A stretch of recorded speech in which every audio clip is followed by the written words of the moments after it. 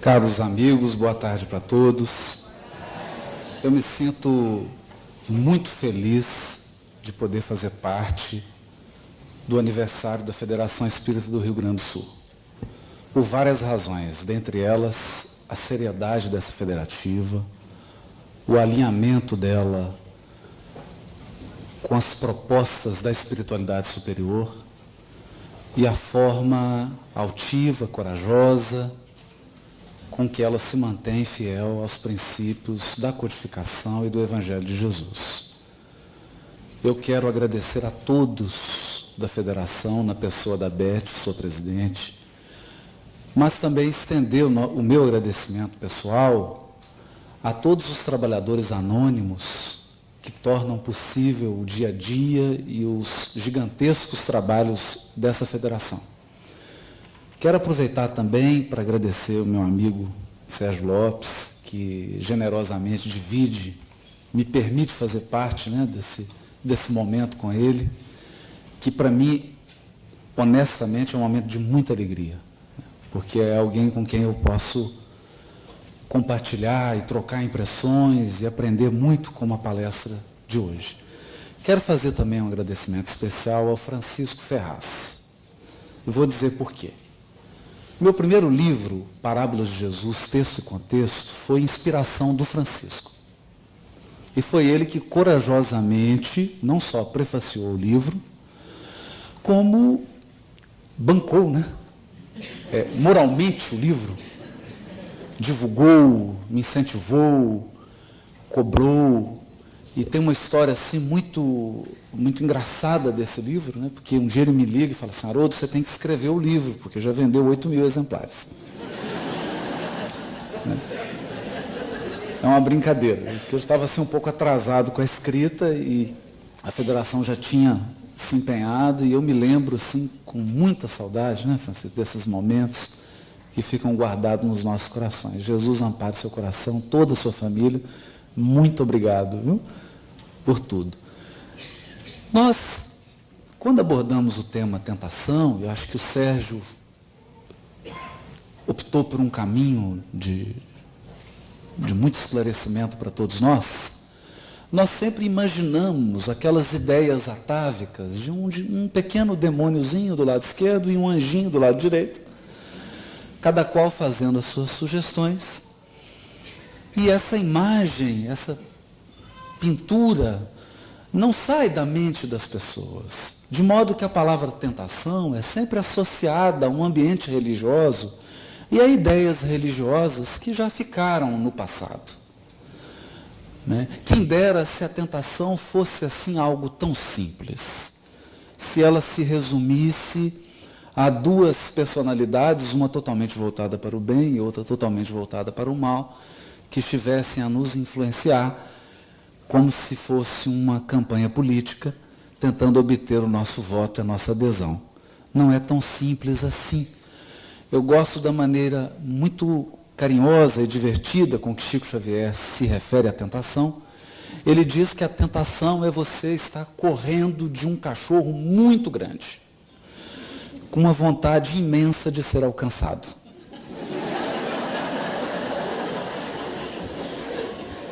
Porque a tentação tem um componente forte do desejo. Tentação significa que há uma divisão.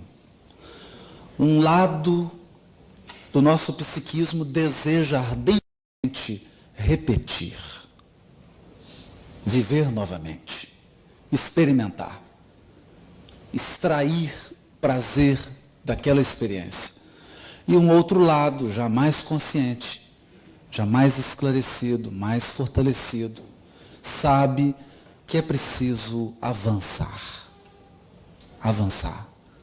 Portanto, nós queremos conduzir essa reflexão de hoje de uma maneira mais leve, sem instilar qualquer sentimento de culpa e sem partir por um discurso também moralista, de estabelecer regras, ou de julgar o passado, lembrando Paulo de Tarso quando diz: graças a Deus já somos o que somos.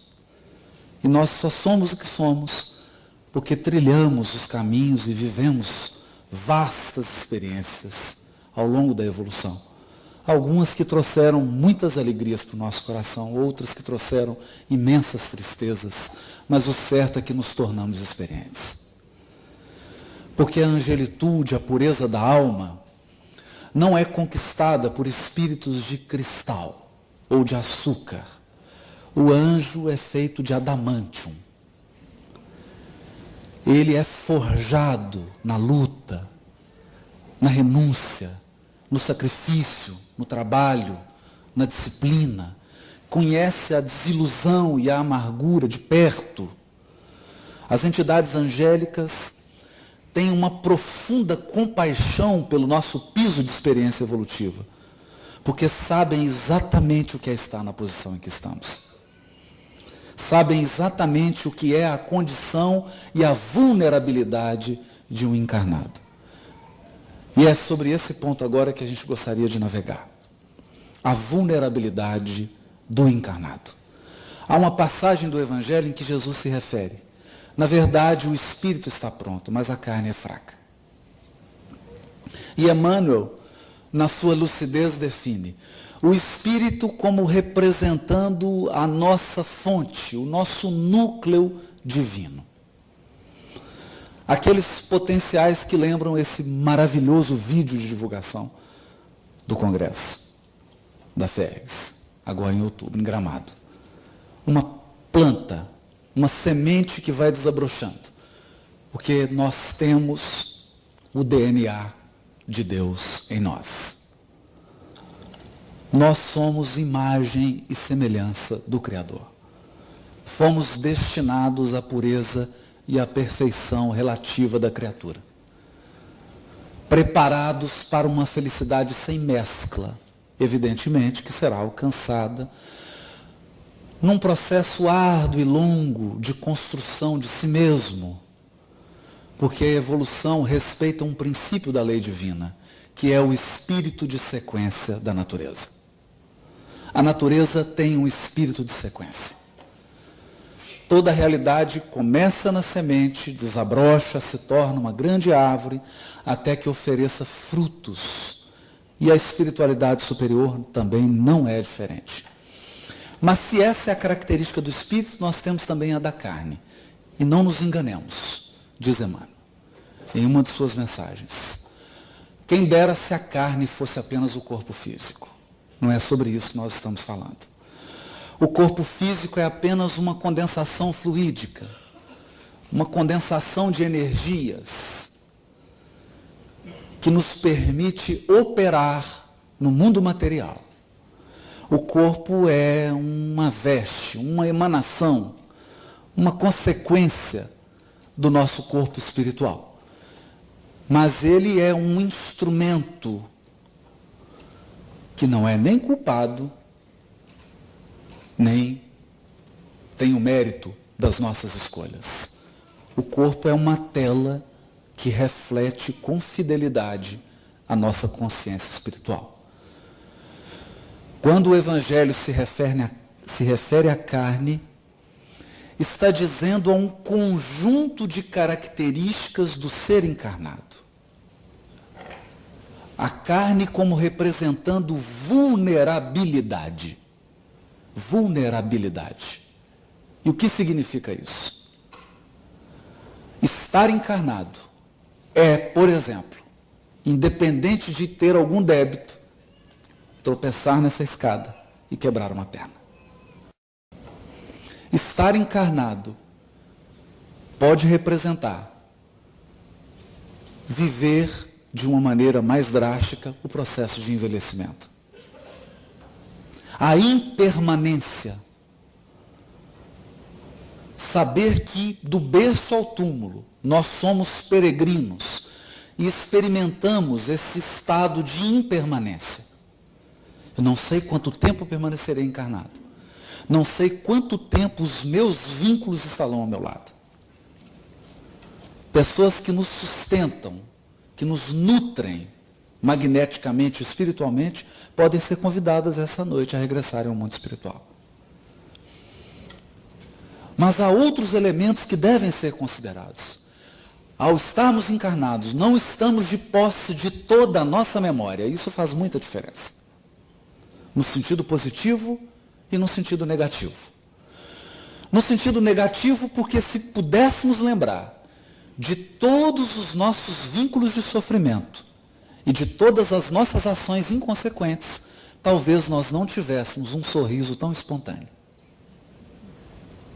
E como o Criador preza a espontaneidade, como o Criador vela pelo nosso sorriso, pela nossa alegria, Ele nos permite a bênção do esquecimento. Poder olhar para alguém sem recordar-se dos equívocos já cometidos na relação. Poder recomeçar, de novo, reconstruir, refazer, reconstituir, recompor o destino, sem julgamentos, sem condenações, sob as bênçãos do esquecimento. Mas há outro lado também. Não lembramos com nitidez das nossas potencialidades. Elas fluem para o nosso consciente como intuições, aptidões. O que a mentalidade vulgar chama de talentos, mas que na verdade são aquisições. Se nós pudéssemos lembrar com nitidez de todos os idiomas que nós já falamos, o que seriam das escolas de idiomas? Imagine. Então estamos como que num processo de memória reduzida. Apagados. Outra questão muito importante. Ao encarnarmos, não temos uma sustentação magnética mais direta daqueles espíritos do nosso círculo familiar que já se encontram em estágios mais avançados. Isso nos conduz a duas situações. Primeiro, uma situação de saudade, de vontade de ser nutrido novamente, de poder estar ao lado desses corações que nos amam profundamente, mas que avançaram ao passo que nós preferimos estacionar. Eles nos nutrem, nos amparam, mas como estamos na carne, a nossa percepção, a nossa capacidade de usufruir em toda a sua pujança dessa nutrição magnética é menor. E é por isso que a entidade angélica responsável pela encarnação de Alcione, quando ela se propunha a encarnar para resgatar uma alma muito querida do seu ciclo de relações, ele diz para ela: partes numa missão arriscada. Você tem consciência de que na carne, embora a sua condição espiritual, vai experimentar carência, solidão, necessidade de aprovação, necessidade de acolhimento, necessidade de envolvimento. Você partilhará de todas as necessidades da condição humana. E não se engane, entre elas, deixa subentendido, nas entrelinhas, o próprio desejo de ser mãe. Cruzará com seres com os quais possui vínculos afetivos muito fortes. E não se esqueça, Alcione, vários partem desta esfera em missões arriscadas como as tuas e não conseguem regressar de pronto. É esse conjunto de vulnerabilidade que Paulo de Tarso, aproveitando a fala de Jesus, dá o nome de carne. Não tem muito a ver com o corpo físico, mas tem muito a ver com aquele primeiro andar que o Sérgio nos disse. A necessidade de conservação, o instinto de reprodução, o instinto de destruição.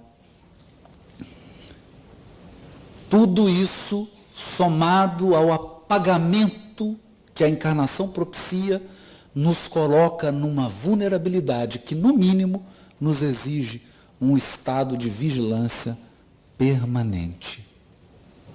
Permanente. E é aí que entram os processos de tentação. Os mecanismos da tentação.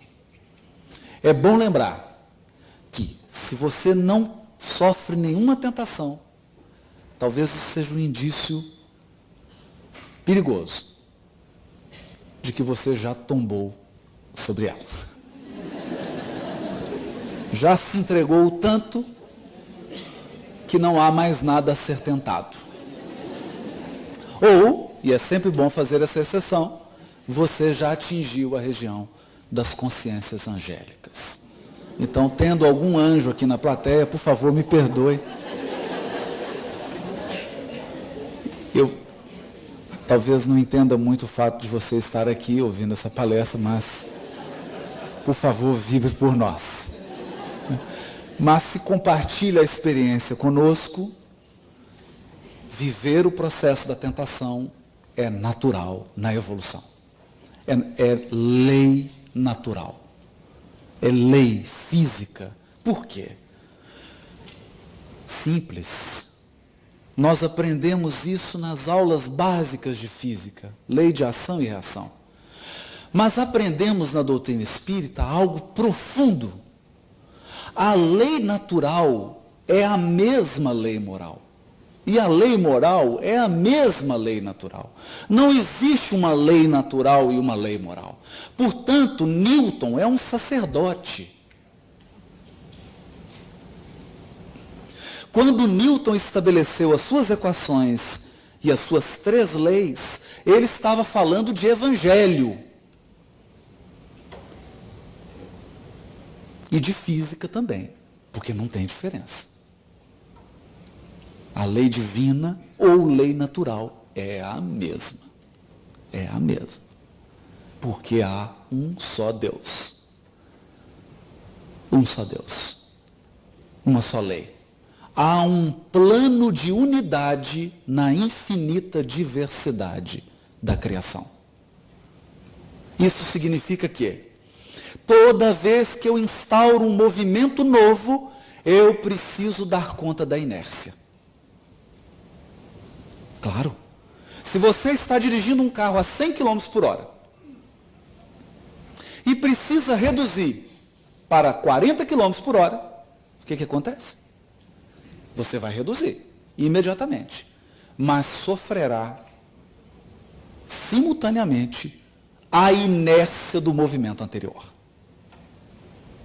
Da mesma maneira, se você conduz um carro a 20 km por hora e acelera a 100, mudou o movimento, sofrerá a inércia do movimento anterior. Como que nós sentimos isso? Como que alguém sente isso? Não importa se ele sabe de física, se ele sabe de doutrina, isso não importa. Ele sente um solavanco para frente ou um solavanco para trás. E isso significa experiência da lei de Deus. Portanto, toda vez que eu saio de um processo psíquico que pode ter durado 5 existências e ingresso num novo movimento psíquico, há uma inércia do movimento anterior. Essa inércia do movimento anterior é vivida como um processo de tentação. Dá vontade de voltar. É natural. E às vezes a gente volta.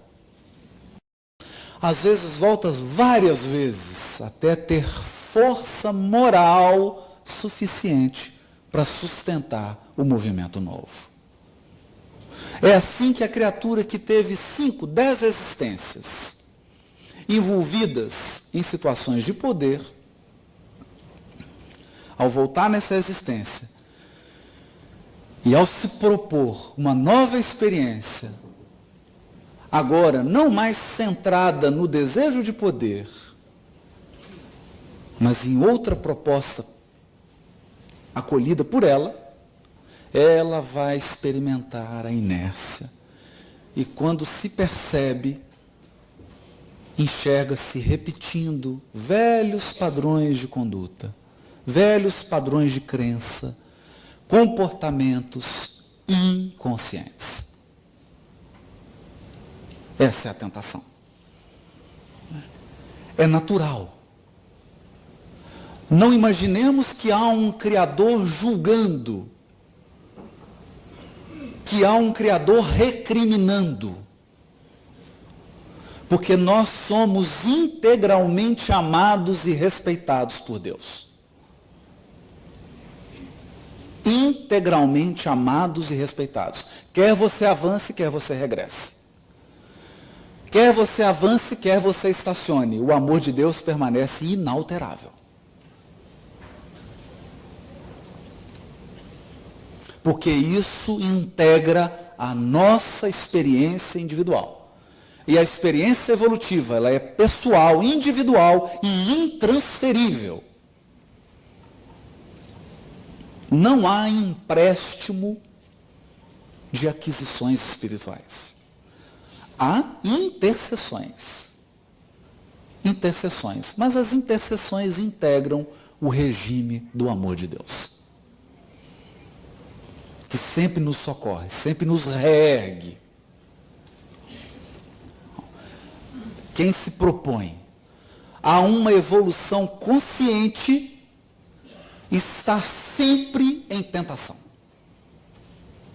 Está sempre lidando com comportamentos, com hábitos, cujas raízes se estendem ao profundo do nosso psiquismo, cujas raízes têm origem em experiências remotas do nosso espírito. É a nossa história, é a nossa genealogia. Assim, quando o Evangelho fala das multidões que seguiam Jesus, nós podemos imaginar, num plano social, várias criaturas seguindo Jesus. Mas se transferirmos essa observação para o plano interno, veremos em nós uma multidão. Porque o Haroldo de hoje é filho de alguém na encarnação passada. Mas esse alguém é filho de alguém da anterior. E assim eu vou numa cadeia regressiva e nós podemos voltar 20, 30, 40 reencarnações para trás. E eu perceberei, e o Sérgio está aqui, a gente vai conversar sobre isso e vai ajudar mais, porque não é a minha área, aqui está um juiz metido à besta querendo falar de psique. Não é? Mas nós estamos só dando um enfoque do Evangelho aqui, baseado nos textos, né, e tremendo as pernas. Se estiver falando algum conceito impróprio, Sérgio, você levanta a mão, pelo amor de Deus. Não é? A verdade é que há uma multidão dentro de mim. Uma multidão. E não é só uma multidão de personalidades. Porque se há um eu profundo, se há algo central em mim, que não é o Haroldo, que não é o Sérgio, é uma consciência que observa, porque o Sérgio ele consegue se observar. Eu consigo, você consegue se observar. O que você pensa, o que você sente, como você se comporta, quais são seus hábitos. Se você dá conta de observar, é porque você não é aquilo que está observando. Você não é os seus sentimentos. Não é os seus pensamentos. Há algo profundo e anterior. Há um ser divino, que é a sua essência. Ou um núcleo divino, desabrochando, acordando. E quando esse núcleo olha para a personalidade de Haroldo, o que ele vê? Ele vê alguém com 1 metro e tanto, de cor tal, de cabelo tal, brasileiro, nasceu em Minas Gerais, exerce a profissão tal. Mas se esse eu profundo olha para a encarnação anterior, o que ele vai ver? Uma outra pessoa. Então, se nós colocarmos em fileira aqui 20 encarnações suas, você ficará surpreso em saber quantas coisas você já foi? Quantas posições você já ocupou? E nós vamos tornar isso ainda mais complexo. Em cada personalidade que você animou, você tinha um círculo de relações. Você estava num contexto social. Você estava em um contexto cultural. Você agia segundo padrões do grupo onde você estava. E, principalmente, você atuava segundo o horizonte de evolução da humanidade naquele período. Porque não imagine que numa encarnação sua na Idade Média, você tivesse a percepção e a compreensão que você tem hoje em Porto Alegre. Não é assim. O certo é que quando soma isso tudo, mistura, é um desafio. É um desafio. É um desafio por quê? No livro Caminho, Verdade e Vida, capítulo 129, Emmanuel encerra uma mensagem, Origem das Tentações, dizendo assim, sutil, recorda-te de que cada dia tem situações magnéticas específicas. Hã? Como assim? Cada dia tem situações magnéticas específicas? Considera a essência de tudo o que te atraiu no curso das horas. Tudo o que te atraiu no curso das horas.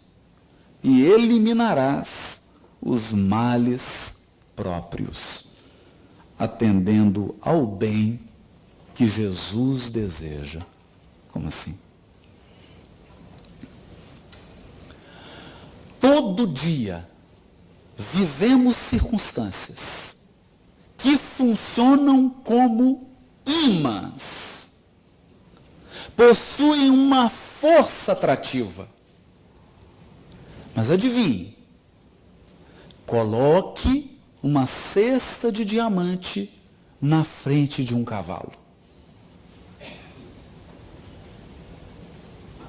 Experimenta tentar o cavalo com isso. Não vai conseguir. Porque uma cesta de diamante não é uma situação magnética que atrai o cavalo. Né? Chega em Brasília com uma cestinha de diamante. Você vai. Né? Bom, vamos mudar de assunto. Agora enche essa cesta de milho e coloca na frente do cavalo. Então isso significa que há um processo que é vibratório. Vibratório. E aí que Emmanuel diz assim, comentando a carta de Tiago, capítulo 1, versículo 14, onde Tiago diz, o apóstolo, antes, cada qual é provado ou tentado pela própria concupiscência, que o arrasta e seduz. O Emmanuel diz assim, examinemos particularmente ambos os substantivos, tentação e concupiscência. Tentação e concupiscência. O primeiro exterioriza o segundo. Algo aconteceu dentro de mim. É a concupiscência. E depois aconteceu fora. Porque nós ocidentais vivemos uma ilusão. De que o mundo exterior determina o mundo íntimo. Mas não é assim. É o mundo íntimo que determina o mundo exterior. Não é vida e pensamento. É pensamento e vida. Tal qual sentimos, tal qual pensamos, essa será nossa vida. Então, a tentação é a exteriorização da concupiscência. E o que é então a concupiscência? Diz Emmanuel: o fundo viciado e perverso da natureza humana primitivista. Fundo, viciado e perverso. Aqui nós temos dois componentes: vício e perversidade. Vício é algo que passou da medida. Nós dificilmente encontramos animais viciados. O instinto é preciso. O instinto sexual nos animais, ele é cíclico, temporário, preciso, e ele é atendido com beleza e com precisão. Ninguém encontra um leão ou um cachorro num consultório psiquiátrico porque está viciado em sexo.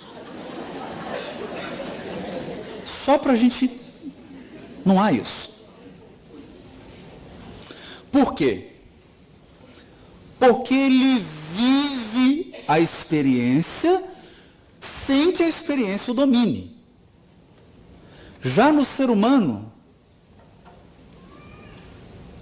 que entrou na sensação, há um componente muito especial. E ele se chama desejo.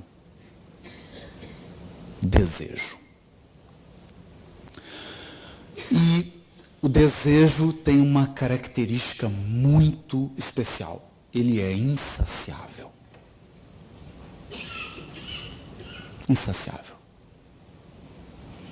O desejo, se não for conduzido, se não for direcionado com sabedoria e com autodomínio, por isso que o Sérgio colocou aquela frase bonita de Kardec. O que é a obsessão? É o domínio que um espírito exerce sobre outro. Domínio. Mas ele só exerce esse domínio porque a criatura não tem autodomínio. Autodomínio. Ninguém vive sem desejo, porque o desejo é a mola propulsora da evolução. Ele é o motor do barco. É ele que impulsiona o nosso psiquismo. E é ele que dá euforia, alegria de viver. É isso? Você corrige aí. Ele propulsiona. A questão é, não basta o motor do barco, precisa do leme. Imagina um barco com um motor possante sem leme. Conduz para um penhasco. A questão é, ao longo da nossa experiência reencarnatória no orbe, nós fomos escravos do desejo. Mas não foi uma, duas, três, 4 encarnações, não. Nós estamos falando de 50, 100. Tem gente aqui que está desde capela, ou seja, há 40 mil anos veio parar aqui, 25, 40 mil, e está aqui. E eu não sabia contabilizar quanto tempo ele ficou lá. Então, essa submissão ao desejo gera um fundo psíquico viciado, gera uma frouxidão da vontade. Uma incapacidade de autodomínio. E pior, uma inconsciência.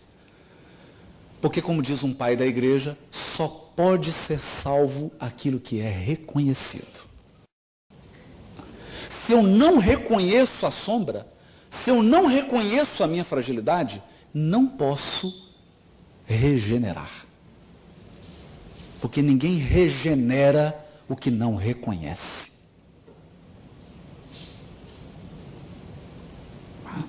Há uma tentação exterior, como o Sérgio deu o exemplo, você encontrar aquela pessoa, né, e se sentir profundamente atraído por ela, é apenas uma situação magnética que sintonizou com o seu magnetismo psíquico.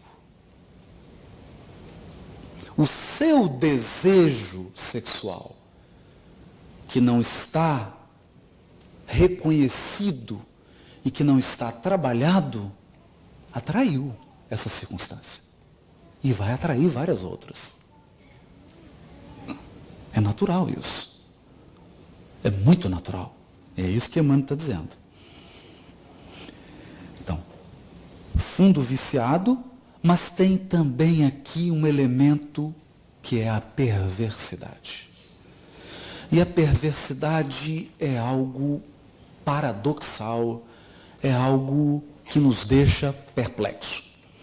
Certa vez eu conversava com o Roberto Lúcio, que é um dos dirigentes do corpo clínico do Hospital Psiquiátrico Espírita André Luiz, na cidade de Belo Horizonte.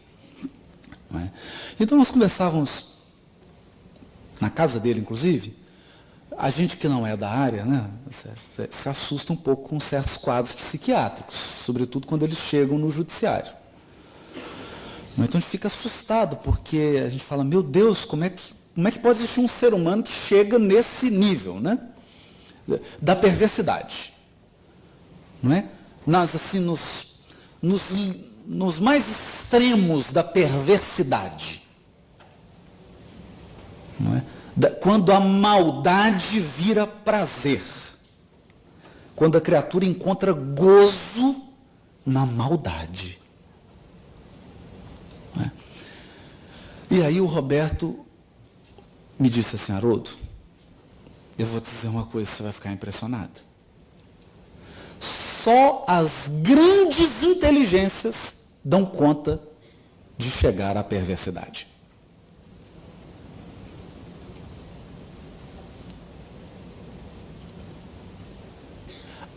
Uma criatura simples, que está no estágio mais mediano da evolução, que não tem um desenvolvimento da inteligência tão profundo, não chega a esses patamares de perversidade, não dá conta. Para chegar num patamar de perversidade, você tem que fazer um completo descolamento de razão e sentimento. Só grandes inteligências. Se alguém tem dúvida, eu recomendo que leiam o livro Libertação e estudem o nosso companheiro Gregório.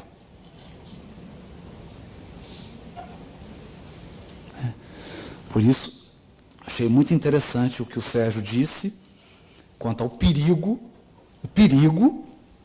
da intelectualidade distorcida, da inteligência sem compromisso com o bem comum, com a inteligência descompromissada com o amor. Porque você não se torna feliz pelo que você sabe. Você se torna feliz ao amar e ser amado. Nós só nos tornamos felizes quando reconhecemos o amor de Deus. Quando reconhecemos que somos infinitamente e integralmente amados por Deus. E quando, em retribuição, em dádiva a esse abundante e infinito amor, eu amo. Porque a gente precisa aprender a nutrir-se do amor que dá. Que é a experiência dos altiplanos do sentimento, como colocado por Lázaro. No ápice do sentimento está o amor. Porque é quando você se nutre do que você dá, não mais do que você recebe.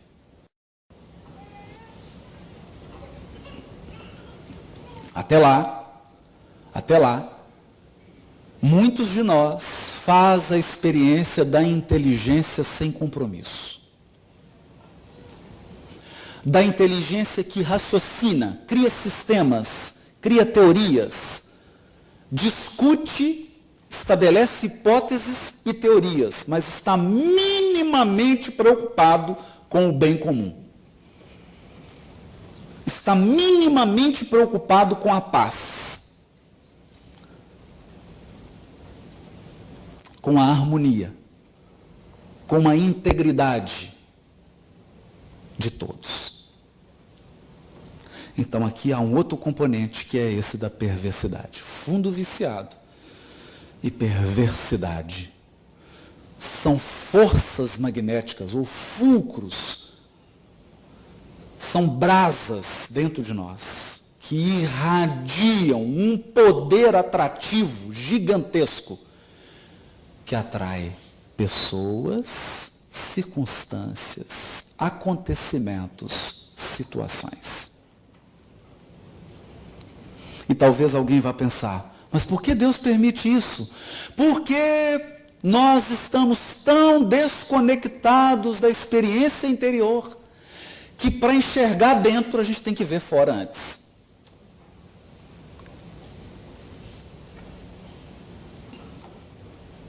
É a evolução feita aos tropeços. Eu preciso cair 20 vezes para perceber que eu estou mancando.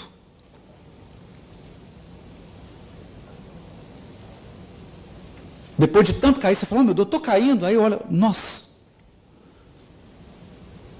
estou mancando. Deixa eu corrigir meus passos. Deixa eu atuar por dentro. E essa é a proposta. Essa é a proposta. Porque não adianta isolar-se do mundo, não adianta adotar a postura psíquica do fariseu, que é vestir-se de pureza, né? Então, adotar rituais exteriores, que não são só religiosos. Existe uma série de outros rituais que são adotados para anestesiar a consciência. Como se, ao me afastar de lugares, ao adotar comportamentos exteriores, eu tivesse verdadeiramente fazendo o trabalho interior, fazendo a autoconfrontação, olhando para mim de verdade. Que é doloroso. É bastante doloroso. Nós gostaríamos de chamar a reflexão agora, com base no livro Ação e Reação, alguns textos, mas aproveitando aí, inclusive o diálogo aqui com o que o Sérgio já falou, temos aprendido que a consciência possui multiníveis. Como o Sérgio disse, não é compartimentado, é uma teia dinâmica. E um dos aspectos da nossa consciência é a consciência sensorial. O que é a consciência sensorial? Porque ela diz respeito a nós encarnados. Significa que, se eu estou preso a um nível de consciência sensorial, eu só faço o que é agradável. E fujo do que é desagradável. Então, se dá prazer, eu faço. Se não dá prazer, eu não faço. É a consciência puramente apegada aos sentidos. Mas para desenvolver senso moral,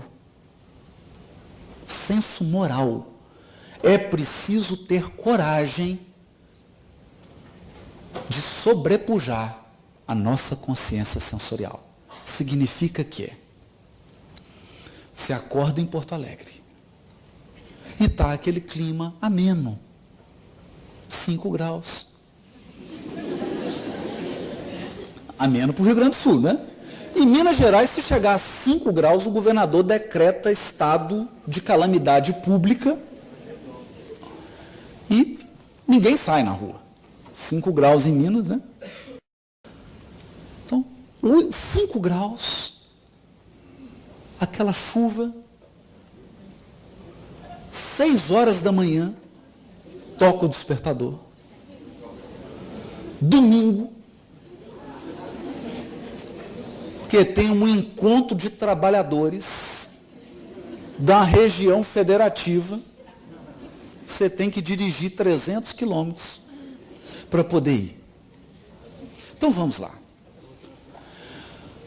Qual que é o primeiro impulso sensorial? Meu Deus, eu quero ficar quieto aqui, né? Tira esse despertador. Quem vai querer abandonar aquela sensação do edredom, aquela coisa gostosa, que o melhor sono, esse assim das 5, das 6 da manhã, não é? Aquela coisa maravilhosa, no frio lá fora, você quente aqui. Aquela sensação, o que faz abandonar todo esse estado de agradabilidade sensorial? O senso moral. O senso do dever. Por quê? A consciência moral se orienta por outro padrão. O bom nem sempre é agradável. O bom nem sempre é agradável. Mas isso é senso moral. Por isso Kardec dizia, compreende melhor o espiritismo quem tem o senso moral desenvolvido. Porque a consciência que ainda está no nível sensorial tem muita dificuldade de entender o espiritismo. E mais dificuldade ainda de entender o evangelho. Falando, esse povo de evangelho só vem falar de cruz, pelo amor de Deus. É só sofrimento. Não é. Não é. Você não adquire um título de competência sem senso moral, sem disciplina. Porque é chato mesmo. Um pianista que se apresenta num grande concerto, que estuda 8 horas por dia, é chato mesmo. É muito chato. É agradável você fazer um dia, fazer outro, mas fazer todo dia. O grande violonista Segovia dizia o seguinte, se eu ficar um dia sem tocar, não percebo muito. 2 dias eu percebo. 3 dias a plateia percebe. Então você imagina o que é isso?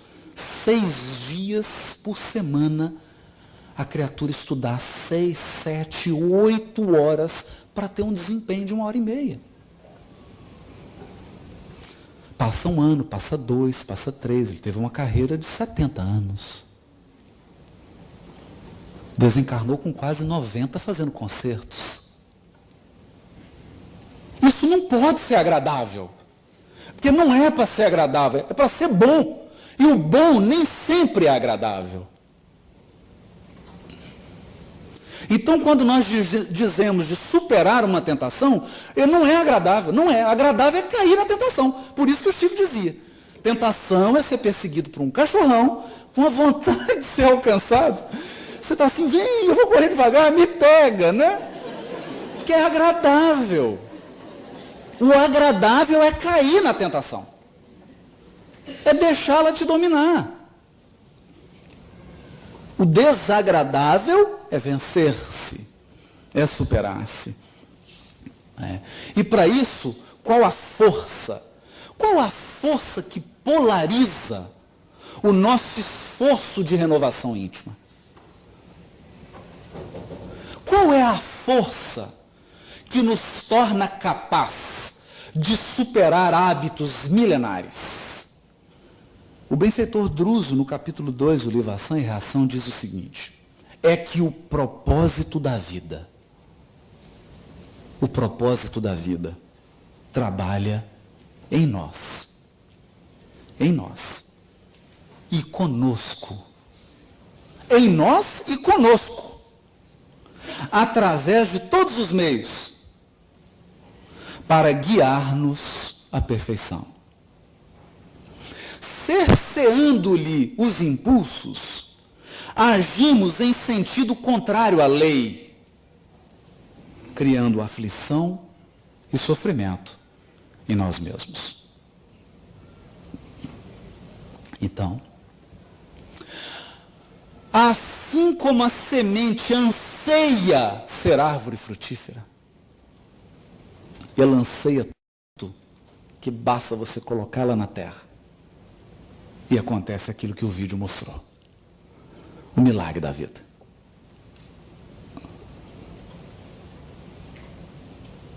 Tudo que é vivo anseia por expressar os seus máximos potenciais. Então, cada um de nós aqui sabe, lá no fundo, mas é lá no fundo mesmo, que é um ser angelical. E essa certeza, essa memória, essa lembrança, gera um impulso. Por quê? Porque representa Deus agindo na minha consciência. O lugar onde Deus mora é dentro de mim. Ele é essa força que trabalha em nós e conosco. Em nós e conosco, guiando-nos por todos os meios à perfeição.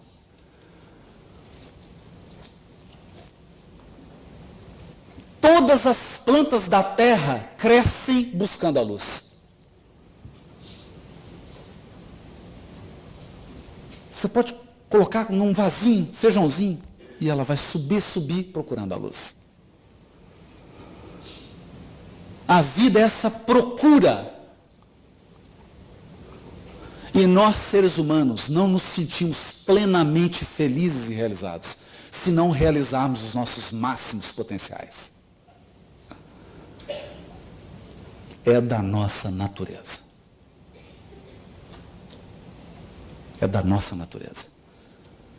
Dentre esses potenciais divinos estão o potencial de amar, o potencial de renunciar, o potencial de aprender, o potencial de cooperar com Deus, porque nós somos filhos dele, e o filho anseia comungar com o Pai. Há uma fome de amor em todos nós, que é insaciável e insubstituível por qualquer criatura. Você pode estar com a sua alma gêmea e sentir um vazio interior, um vazio interior. Porque esse vazio só pode ser preenchido por Deus. É a nossa sede de comunhão com o Pai. É um propósito que nós podemos cercear esse impulso? Podemos. Podemos tamponá-lo? Podemos. E isso faz o quê? Isso gera aflição e sofrimento em nós mesmos. Porque não é questão de cumprir uma pauta moralista de conduta. Não é questão de atender padrões e requisitos. É uma questão de ser você.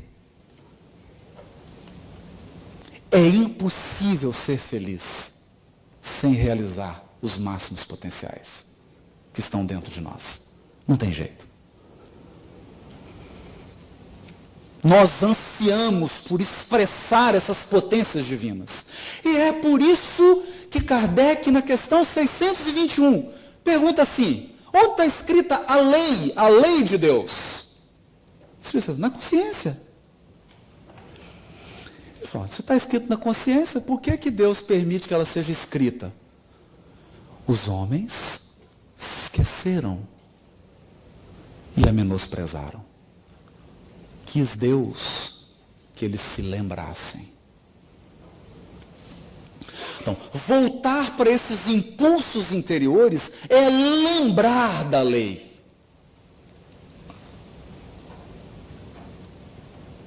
Caminhar rumo à angelitude é lembrar. É acordar. É despertar a consciência. Despertar. Porque já está dormindo aí dentro de nós.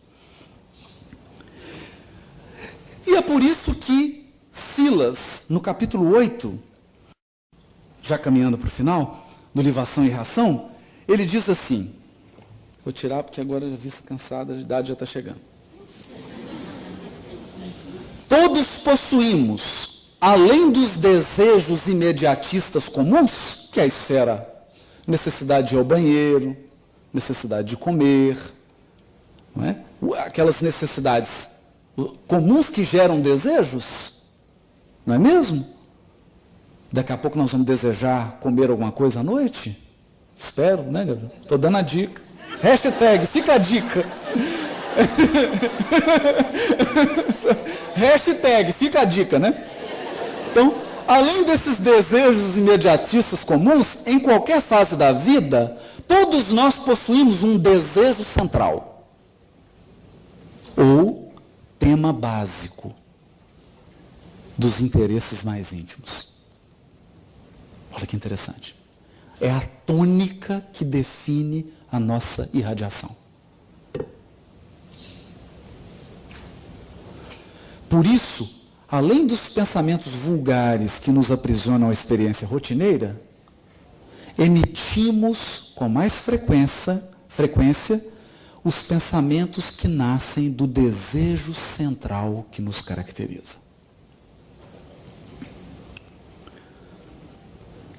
Pensamentos esses que passam a constituir o reflexo dominante de nossa personalidade.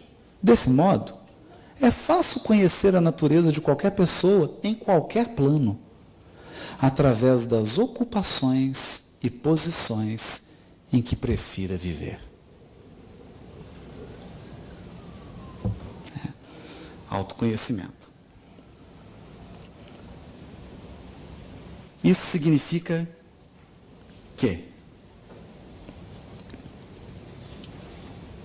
se nós nos propomos sair vitoriosos dos processos de tentação, é importante cada qual identificar qual que é o tema básico do seu psiquismo. Para uns é a sexualidade, a troca afetiva. Para outros são as relações humanas que envolvem hierarquia, portanto o poder. Mas são sempre relações. Sempre relações. Tudo tem a ver com o nosso interagir com o outro. Pode ser a nossa relação com os bens, com os recursos. A ânsia de acumular, a ânsia de guardar. Cada um tem um tema básico. A partir desse tema básico se estrutura uma teia complexa e intricada de desejos que gravitam em torno desse desejo central. Isso tudo forma uma vibração. Isso tem cor, tem frequência, tem cheiro, tem um raio, tem uma energia. Isso atrai.